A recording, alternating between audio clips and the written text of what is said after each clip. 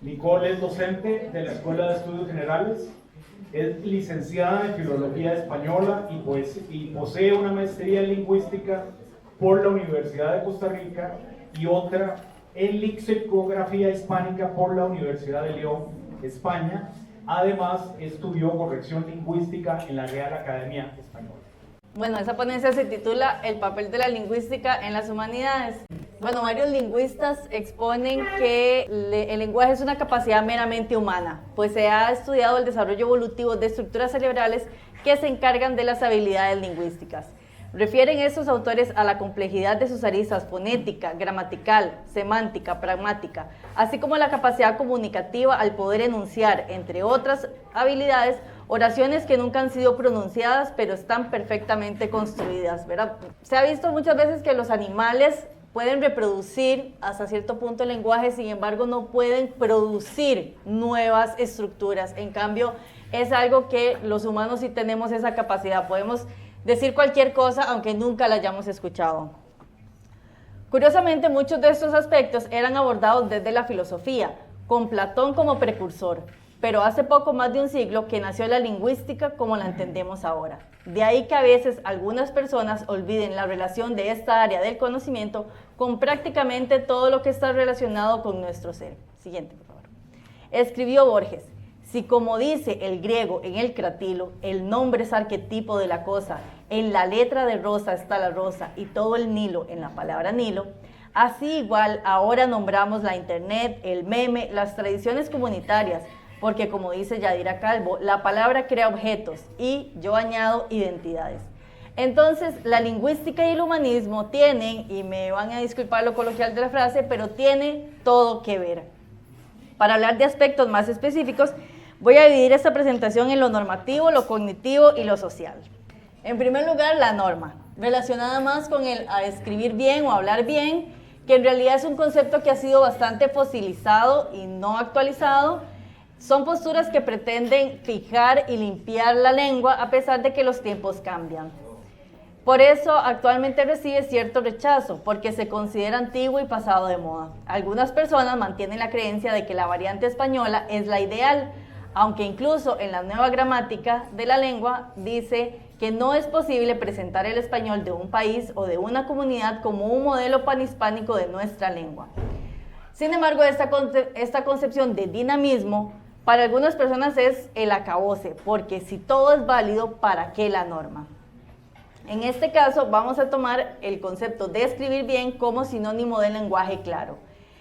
Ahorita no lo voy a poder detallar, pero el fin del lenguaje claro es una comunicación simple y efectiva hacia el receptor, por lo que este último se vuelve el centro de toda producción textual. En este caso, darnos a entender es clave para una perfecta y efectiva relación. Las normas, que incluso parecen invariables, deben adaptarse en cada contexto, porque no es lo mismo la norma lingüística en este espacio académico que entre amistades o familiares.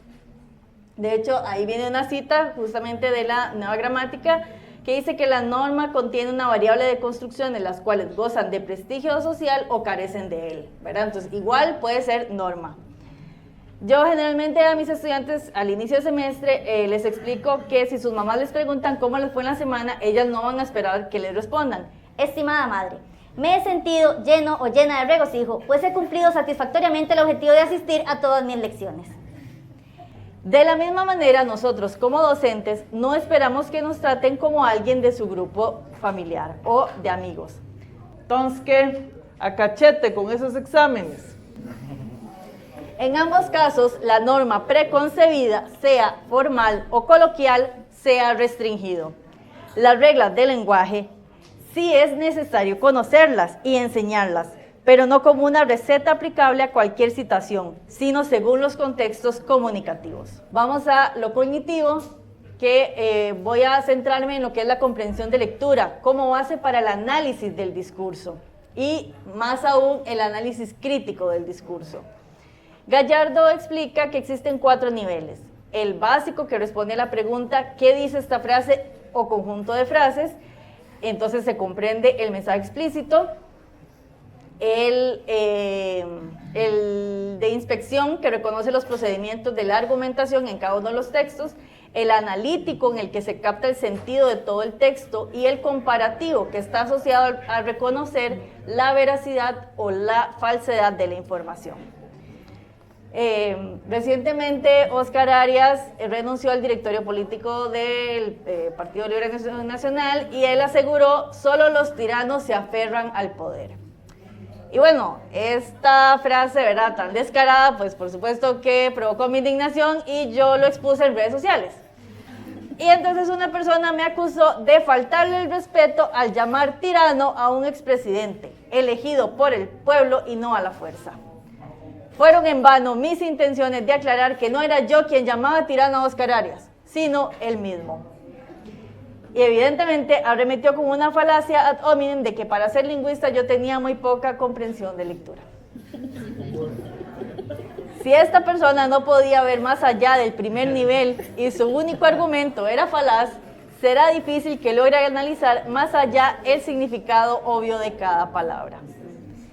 Por su parte, el análisis del discurso, ¿verdad?, además de que tenemos que comprender el texto, recurre a otras áreas como la semiótica, lo de los signos, de lo que hablaba el compañero Bertol, la pragmática, que es el significado según el contexto, entre otros. Y así es como estudiamos la relación entre el lenguaje y las situaciones en que es usado.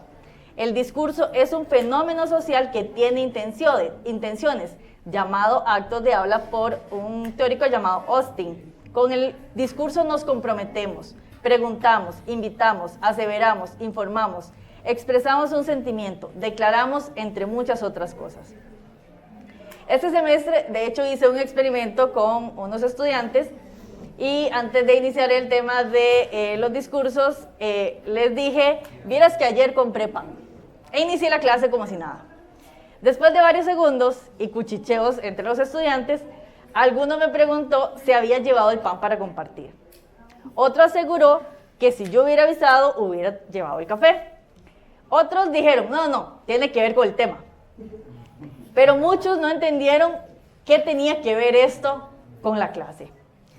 Les expliqué que si anteriormente yo les hubiera contado que estaba en una dieta de 0 harinas o que soy celíaca, las reacciones hubieran sido muy diferentes y hubieran identificado la confesión culposa, valga la redundancia. Y aunque no tenían el contexto, hubo quienes inventaron un motivo.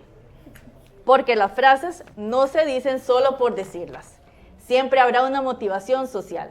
De no haberla, se nos puede tachar de alguna demencia y, como advierte Amoretti, ello implicaría quedarnos sin el derecho a ningún discurso, pues la palabra se considerará nula.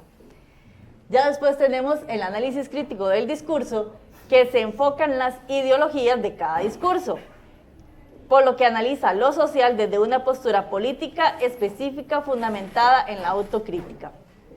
Al respecto, Vergara y Murillo consideran el lenguaje como un instrumento de dominación, el cual legitima las relaciones de poder. De ahí la necesidad de que nuestros estudiantes universitarios sepan reconocer sus propias ideologías, tal vez repensarlas, e identificar cuáles discursos respaldan o se oponen a esas ideologías, cuáles pensamientos se quieren imponer y cómo debatir o combatir sus estrategias. Esto introduce la tercera parte de esta disertación, lo social del lenguaje. Van Dijk y otros autores explican que la lengua es uno de los modos principales para guiar nuestra vida social. Por ello existen las variaciones entre idiomas y dentro de una misma lengua, pues en cada forma de hablar se reflejan los valores culturales, los comportamientos, las dinámicas sociales y las realidades de cada comunidad de hablantes. Víctor Sánchez explica que el léxico es uno de los componentes lingüísticos que mejor refleja la experiencia de vida de sus hablantes. Y a modo de ejemplo tenemos la palabra huracán, que ahora es tan común en nuestros días, pero que en realidad esta palabra no existía en el español medieval, sino que fue adoptada durante la colonia, cuando las personas que vivieron en lo que es actualmente Haití y República Dominicana conocieron las fuertes tormentas que ahí se vivían. En ese territorio habitaban los taínos, de cuya lengua procede el término huracán, el cual, dicho sea de paso, se ha extendido a muchísimos idiomas. Así igual pasó con varias plantas, animales, artefactos y fenómenos de la naturaleza propios de nuestra actual América. Al no tener un nombre en español, se veían en la necesidad de crear o, más fácil aún, adquirir uno de las lenguas que ya estaban asentadas. Y por eso es que nuestro español está tan lleno de tantas voces, entre ellas el náhuatl. Por ese motivo, cada día se inventan nuevas palabras, algunas de las cuales llegan a socializarse, mientras que otras se quedan en el ambiente más familiar o personal. En el máster de lexicografía que cursé en la RAE, donde estudiamos personas de todos los países de habla hispana, un colega uruguayo bromeaba con que iba a publicar un diccionario de palabras inexistentes, porque cada día se le ocurrían nuevos términos para descubrir la realidad de nuestro grupo. Yo sinceramente sigo esperando esa publicación. Más allá de las palabras nuevas, se debe reconocer las variedades que existen en la lengua, que surgen por la procedencia geográfica, por edad, por origen étnico, por clase social, por género, entre otros factores. De este estudio se encarga la sociolingüística. Esta rama se popularizó en la década de los 70 para analizar la influencia de los factores ya mencionados en la comunicación lingüística, en lugar de ver la lengua meramente como un sistema abstracto y sin vida. Ya actualmente se reconoce que la lengua es un ente vivo, que evoluciona, aunque para algunas personas de hecho involuciona, pero evoluciona según las situaciones y necesidades de cada colectivo. De ahí lo primero que mencioné. La norma no debe ser estática, ni se aplica por igual a todas las situaciones, pues las realidades y por ende las necesidades lingüísticas de, por ejemplo, este recinto, son diferentes a las realidades y las necesidades lingüísticas en otro espacio y para otras poblaciones. De ahí la importancia de no juzgar a otras personas que no emplean la norma que a mí no me enseñaron.